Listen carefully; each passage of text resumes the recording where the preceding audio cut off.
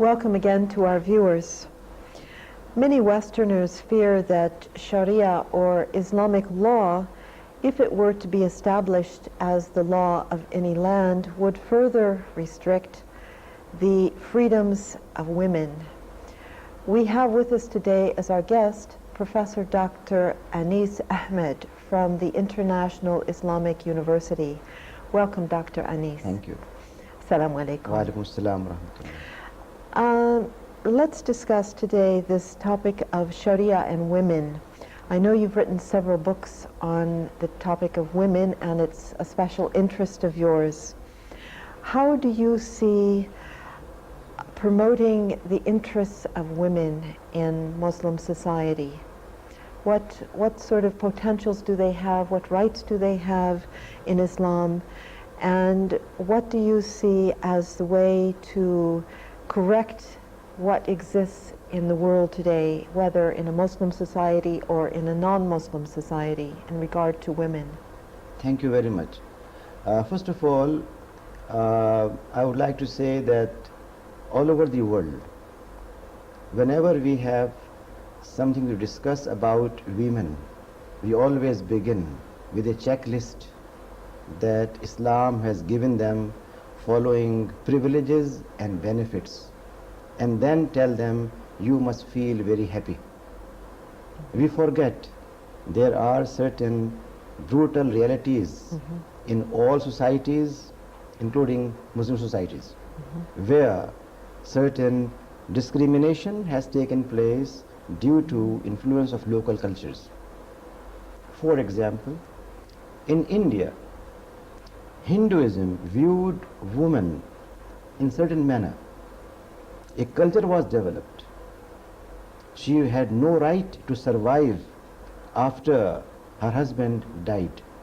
She had to even cremated with her husband. With that background, when many people entered Islam, they brought with them certain cultural practices which they could not leave behind.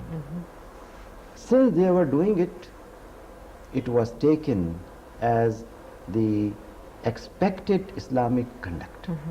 Same applies to other parts of the world. Therefore, before we talk about women, I think there's need to talk about men. Okay. And I have not heard much about men being taught how should they behave. The Prophet ﷺ and the Quran always tells us that you have a right to be head of family, but as head of family, you need to behave differently. You need to behave like a person who is involved and not a person who is ruler. Men and women both are subject to a higher authority, and that is Quran and Sunnah.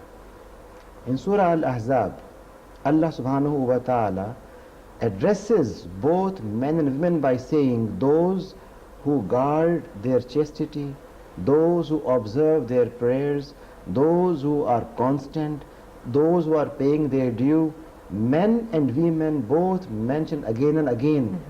It comes to conclusion and says, Allah subhanahu wa ta'ala has promised a reward for them.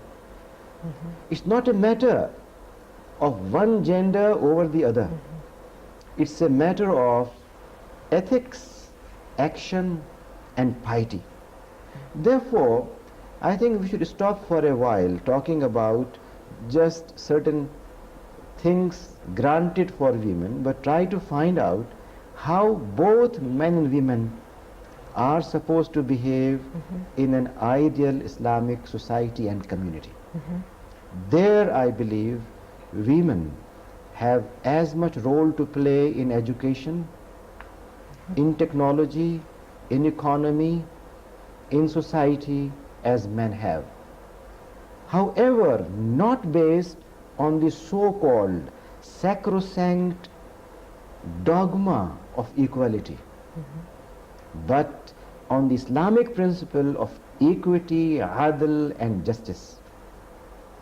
If adl requires that I should not demand from my wife to work from 8 a.m. till 5 p.m.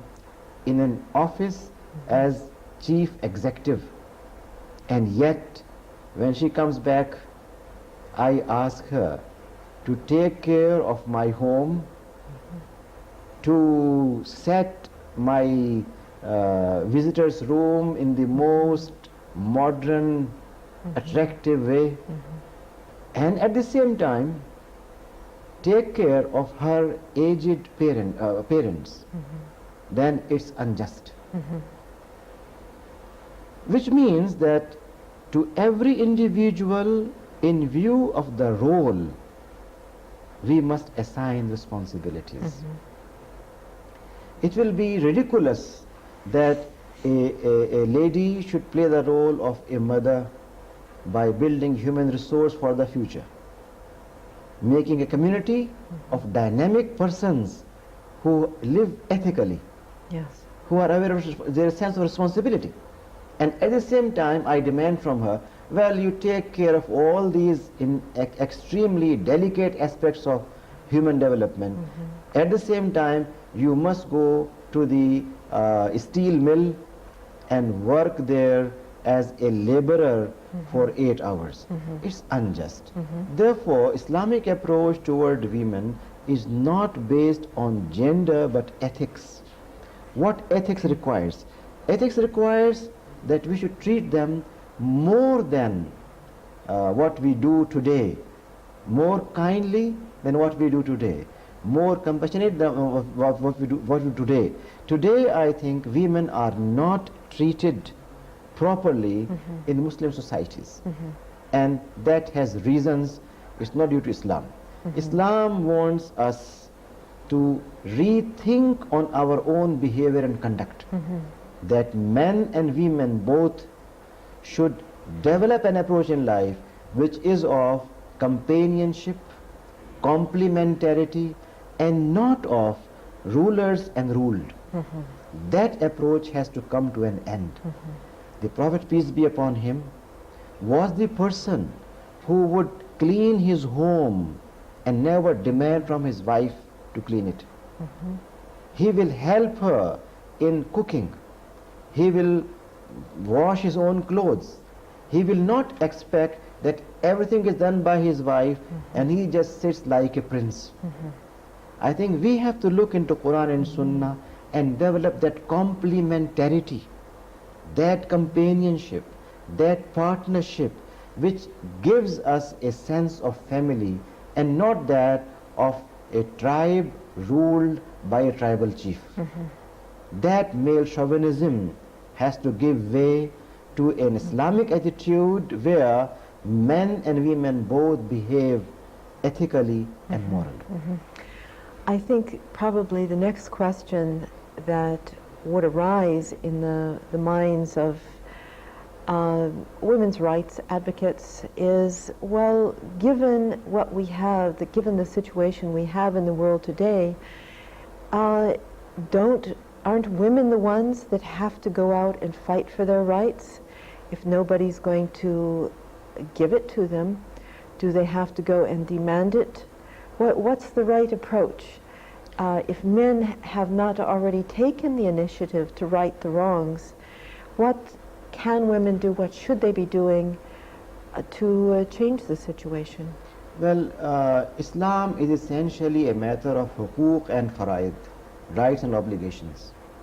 And therefore, if rights of women are violated, they have every legitimate reason to stand up and demand. However, it should not be just women. Yes. I believe it should be men who need to come forward and confess the wrongs they have done, and at the same time develop a society which is considerate and not a society which is oppressive. Oppression, whether coming from the feminists Yes. or coming from male chauvinists, is oppression.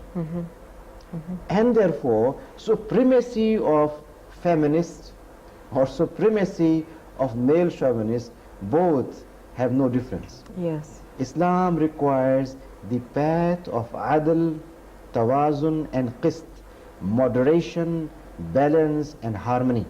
And therefore, we need to look on the issue from a different viewpoint, not from the viewpoint of just women or just men, but from the viewpoint of adl and social justice. We need to develop a new paradigm, a new model in which Muslim scholars need to address the issue of denial of rights to women as well as the exploitation at the hand of men. This needs to be addressed, the earlier the better, Yes. with Islamic approach and not in the Western framework of Yes. thought. Okay. Thank you very much to our guest, and thank you to our viewers. Please join us again next time.